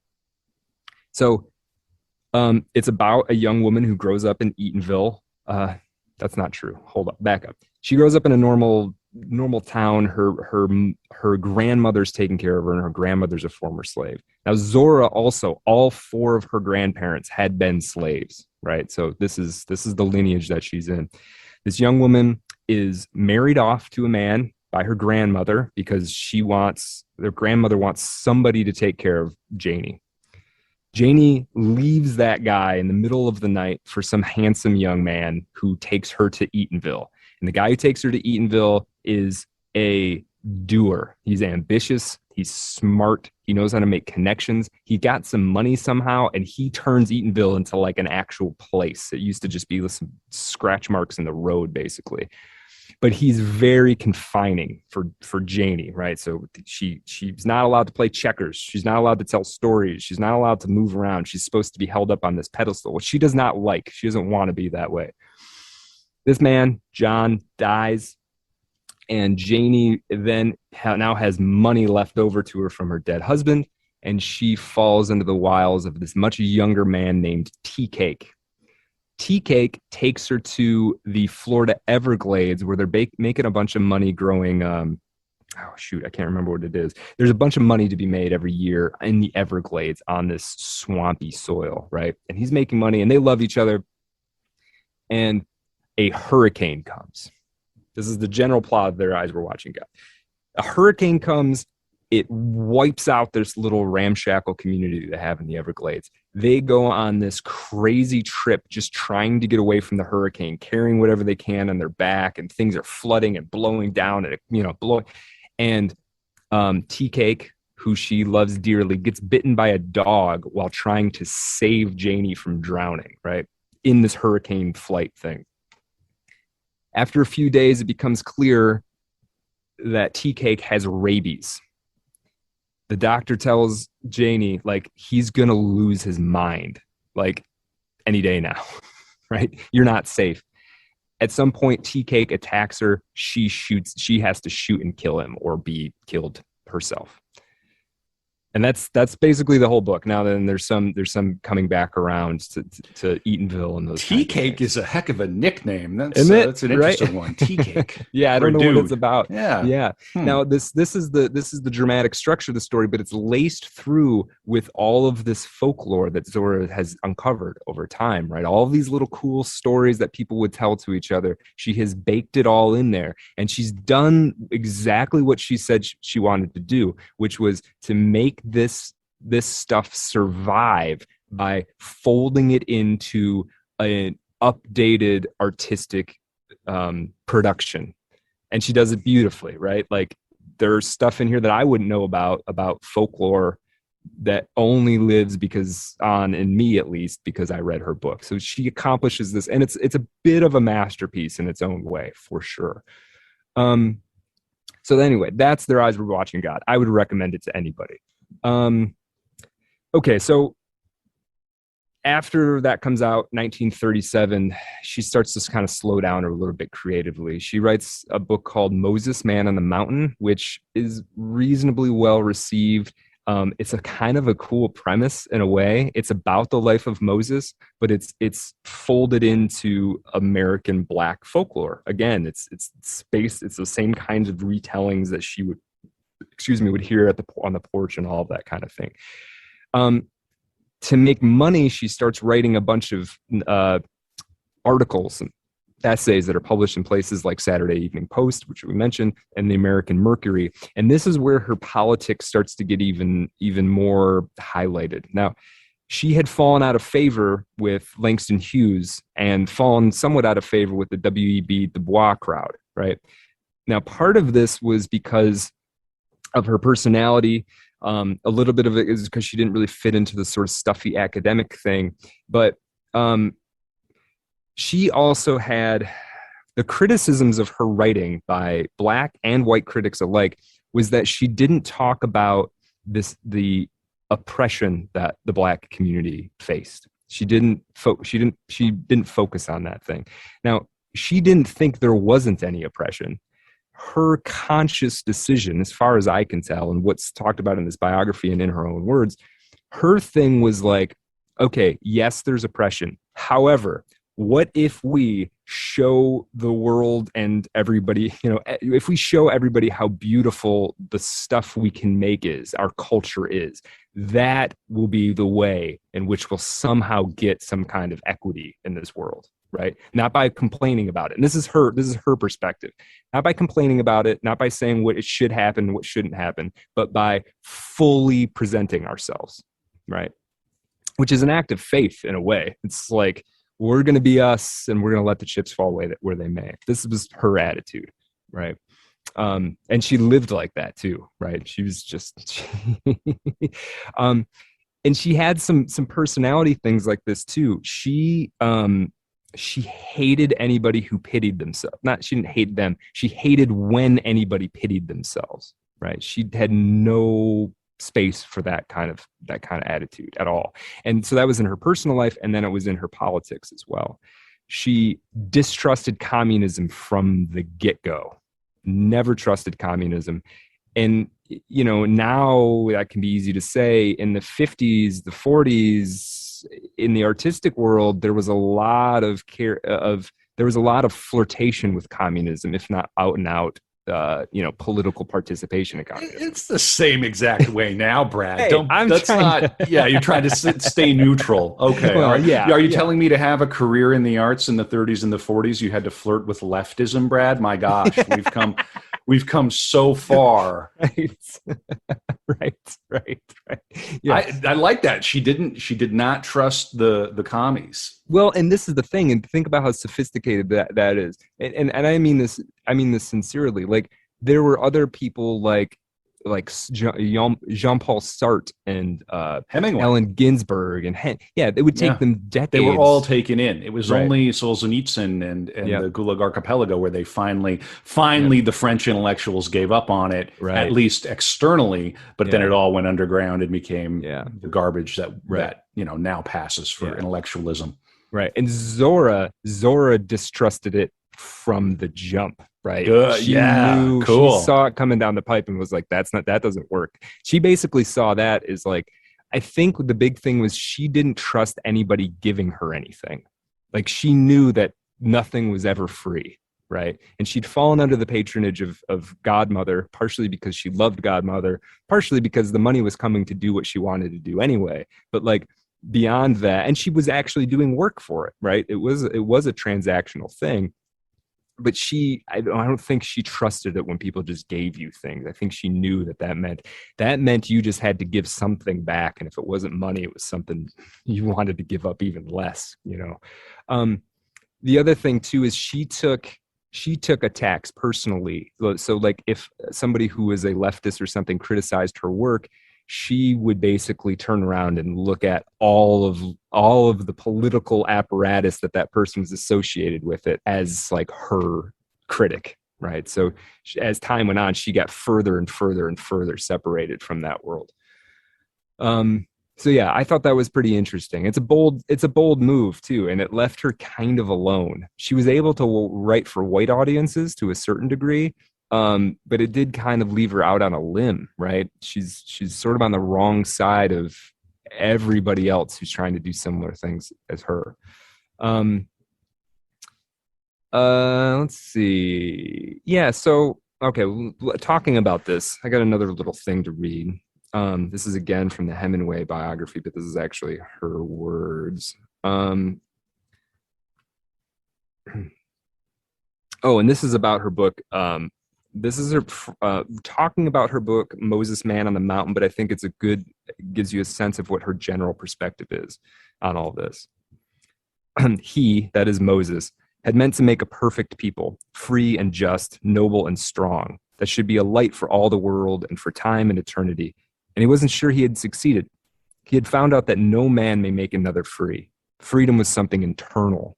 The outside signs were just signs and symbols of the man inside. All you could do was give the opportunity for freedom, and the man himself must make his own emancipation. So that's her perspective on that. It's like nobody can give you any of this stuff. They can't do it for you. It's got to be internal. It's got to come from you, right? And I love that about her. I think it's a yeah. This is something that when I sort of come across this way that she looked at things, I was somewhat inspired. A little bit of personal life, just because this is a great anecdote. At some point, 1939, she gets married to a guy. Now, 1939, she's at least 38 years old, if not older. She marries this dude named Albert Price. Albert Price was only 23 years old. She'd met him when she worked at the Work Projects Administration. Was definitely not her equal intellectually or maybe on any measure. In 1940, they'd be divorced. So in 1 year, she couldn't do anything for more than a year. She would claim that he drank, refused to work, was abusive, and refused to maintain a home. Probably true. He would claim that she had dragged him to the altar, promised him substantial income, and to pay for his college education.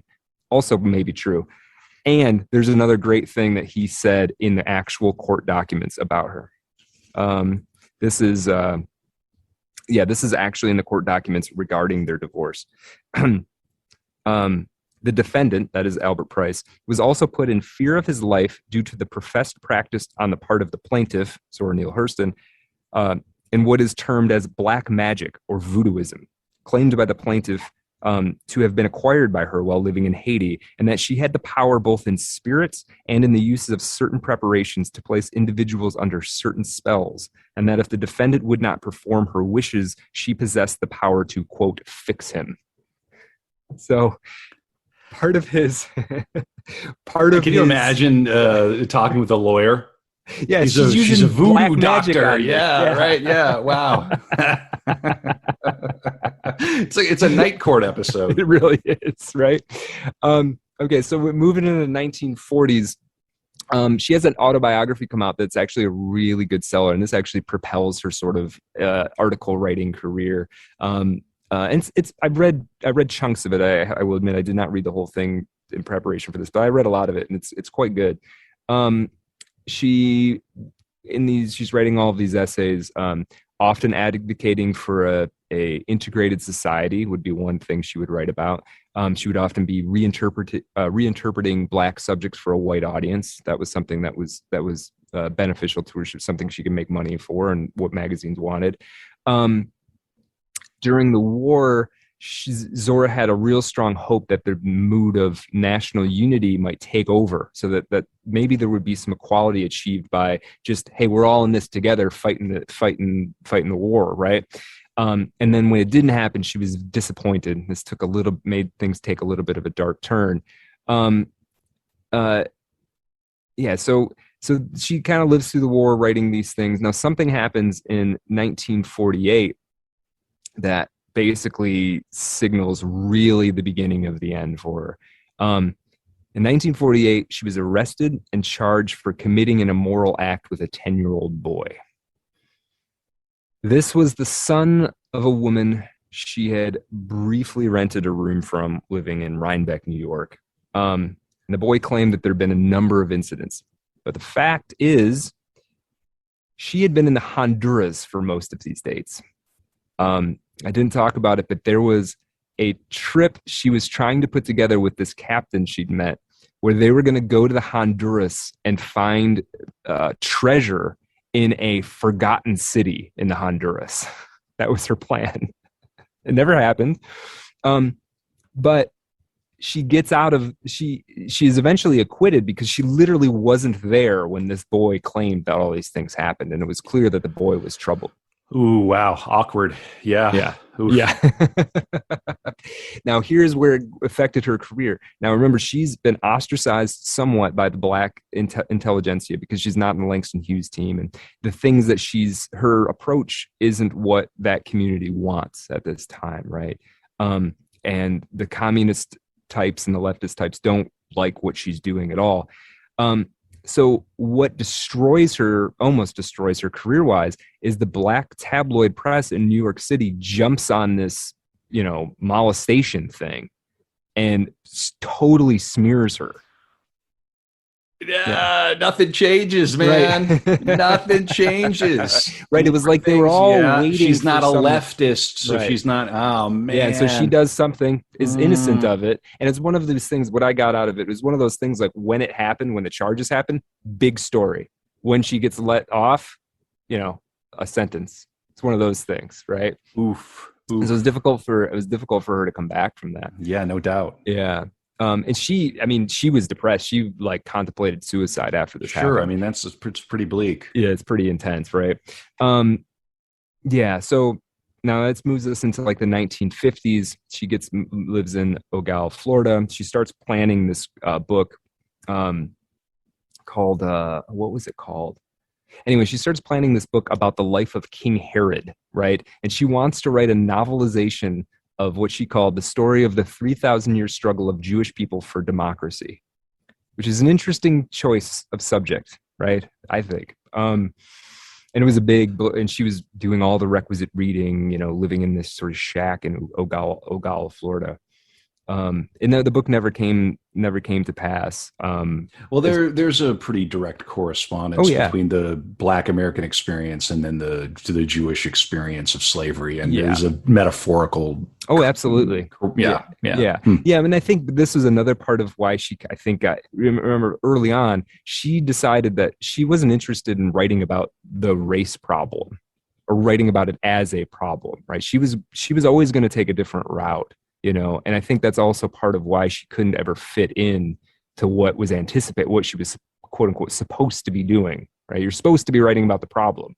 And instead she's like, well, this is so interesting too, because there has been a long association between folklorism and right-wing politics. Yeah. And it goes on to this day. Yeah. It has something to do with the idea of the spirit of a people being connected somehow to their ethnic identity and their identity by blood, which kind of naturally dovetails into sort of right-wing, family-oriented, tribe-oriented politics. Yeah. I don't know what to say further. I'm not interrogated. Yeah, again, this is not a political podcast. No. But I think it's very interesting and a little surprising, to be honest. Yeah. Oh yeah. And this is the stuff that was surprising me as very interesting character. Yeah. Yeah. And the one thing she had said, and so there were a couple other contentious, and might as well, because we're sort of ambling towards the end. There's a couple more theoretical than biographical points that I kind of want to hit. One thing was how she saw the history, the anthropological history within the study of anthropology was like Franz Boas was trying, partially his goal was he wanted to prove that that the races there weren't inferior and superior races. That's one thing he was trying to prove. And he just wanted to do this by gathering data. His idea was like, we gather enough data, what we'll show is that everybody's basically on the same playing field, right? And that's great. Now, the thing where the problem seemed to come, hence the skull measuring. Right. Yeah. Mm-hmm. Yeah. It was, we're going to collect data and I'm sure it will prove my thesis. Right. And where this became a problem in the history of anthropological academia was, okay, there's no, say, cognitive differences between the races. That's great. There's no, intellectual, or there's no work ethic differences. There's no competence differences. This is all great. And then at some point they just start saying like, well, there's no real cultural differences either. There's no real, like, it starts to become there are no differences. And to Zora, that was almost distasteful. Like, you're going to tell us we're all the same, literally? Yeah, well, there's that leftism rearing its head, the academic leftism. Yeah, that's so interesting. Right. Mm-hmm. So that was one thing. And she was very, so one thing she said about, she gets arrested for this immorality charge, right? And that's in New York. She was real big on trying to tell people that the North was just as racist as the South, but it was different. They're not going to like that at all. No, nobody liked that. Oh boy. Yeah. So her point, and again, this is her. So her point was, this is where it gets tricky. Like, I think sure. It's important to express what she was thinking and why she ended up where she did. But, I don't necessarily have a strong opinion about this, but it's interesting. She said that in the South, nobody cared about Black people as a group, but a lot of people really liked Black individuals that they knew, right? In the North, they really cared about Black people as a group, but they didn't give a crap about any individual Black person. That is still a claim that is levied against, I guess you call them liberals or progressives, that progressives love categories of people and are very effusive about categories, so they can be horrible to individuals. Right. I mean, I'm not, this is not an original idea. I didn't come up with that. That's something that's claimed. Yeah. So it's almost like a way to launder your guilt collectively. Oh, I donate to this organization. Right. But then when it comes to actually dealing with the guy who mows your yard, you can just be as horrible as possible. Right. And this is something that Zora identified as well. Right. Mm-hmm. And she made a point of saying, like, when she got arrested in this immorality charge, and she was like, yeah, this happened in the North, right? This is where everybody thinks that it's so much better for Black people, right? I'm literally might go to prison for years because some random white kid accused me of something, right? Wow. Like, so wild. Anyway, 1950s, she's trying to write that book, but she starts getting ill. She's had this gastrointestinal thing that I kind of mentioned a couple times. It was made worse by the fact that she was afflicted by malaria. And for people who don't know about malaria, once you get malaria, it might be not as true now as it was then. You never really get rid of malaria. It comes and goes in kind of waves. So you can be stricken by it years later and have a bout of it. It sort of just lives latent in you. So she had that. It's like COVID. We're going to have long COVID forever. Yeah. Get another booster. Right. Mm-hmm. Yeah. So she had this on top of a sort of pre-existing gastrointestinal issue. 1950s. So she starts slowing down. The illnesses are catching up with her. She gains a lot of weight, starts having high blood pressure. She'd been living in this little shack that was very inexpensive, and she'd managed to kind of maintain it for a while. But even then, at some point in 1959, she kind of couldn't take care of herself again. Now, the thing I glossed over is what we mentioned at the beginning. She was still publishing occasionally, but she had been doing maid work, right? She'd been doing housework for rich people in Florida. When that last Saturday Evening Post comes out, she gets a few $100, maybe a few $1,000 in today's dollars, and is able to keep paying for that home. But she ends her life as a domestic worker, basically. She goes into the eventually, though she hates it, she can't take care of herself. She goes into the county welfare home, and then 3 months later she dies of hypertensive heart disease. And this really touched me for some reason. This last little note, they misspelled her name on the death certificate. I don't know why that bothers me so much. she was among the giants of this period, and race, and it even sounds like kind of north-south politics, and then the broader political, all kind of, and gender all kind of conspired to ruin her and to leave her nearly forgotten in Florida. That is heartbreaking. And then they bury her in this unmarked grave, and because she was on the wrong side of things politically and intellectually, they just forgot about her until Alice Walker brought her back. It's very so, and that's roughly, at least, the story of Zora Neale Hurston, the great American writer. The collector. Yeah. Well, Brad, that was very moving. Once again, I'm struck by how horrifically unfair life is. Yes. And how the quality of one's contribution is not always, it is very rarely solely the thing that matters. Yeah. It's wonderful that Alice Walker resurrected her career and rediscovered her. Right.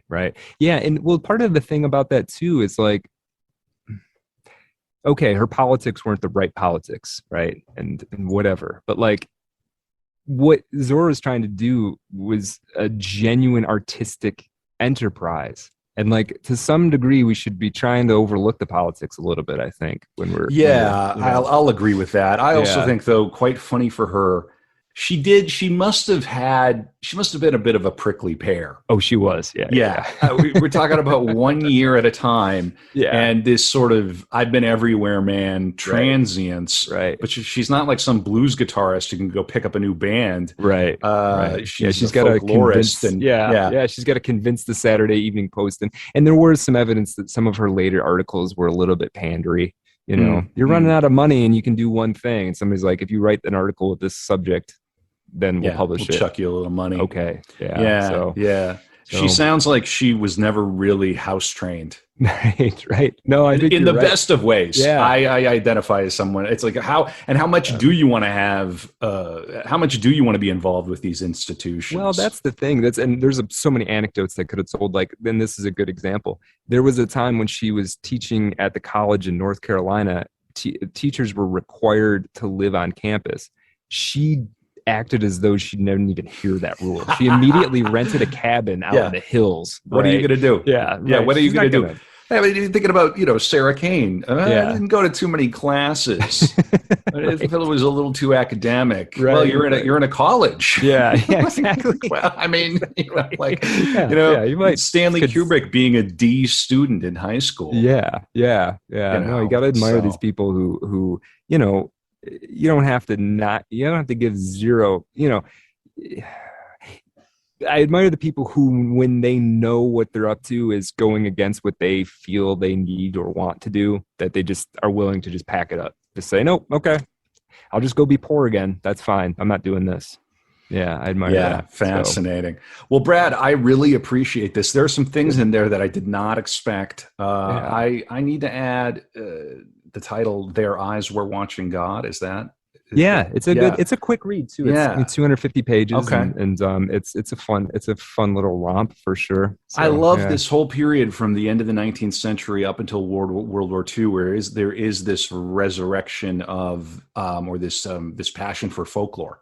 Yeah. I think that is so fascinating, and it comes back periodically. It never really fully goes away, and it's always right at the edge of fashion and politics and religion. And we're going through a little bit of it right now online in certain reactionary circles. True. There's a bit of a weird kind of thing going on. With a return indeed. Yeah, what does it mean exactly to return to where? And again, I didn't expect this out of a figure who is so closely identified with the Harlem Renaissance. Right. So exactly. Yeah. That was a lot of fun. And the idea of her being a voodoo doctor. Right. And which in the Patreon we're going to talk about. And I got one word for you as a tease: zombie. Patreon episode. patreon.com/artofdarkpod. We'll go for another half an hour, and we will talk about Zora Neale Hurston and her experiences as a voodoo priestess or a voodoo doctor. Yes. That was really fun. And do you like the show title, Brad? I think that works. Yeah. That's what she would like to be seen as. And so, yeah, I like that. All right, man. Let me hang on here. I'm just going to go grab my my voodoo doll here, and I'm going to, let's see. It doesn't look like me, does it? This is everybody who's not donating to the Patreon, and you're going to get a jab. You're going to get another jab. Get your credit cards out and support the show. All right. Yes, please. I'll talk to you soon. Yep.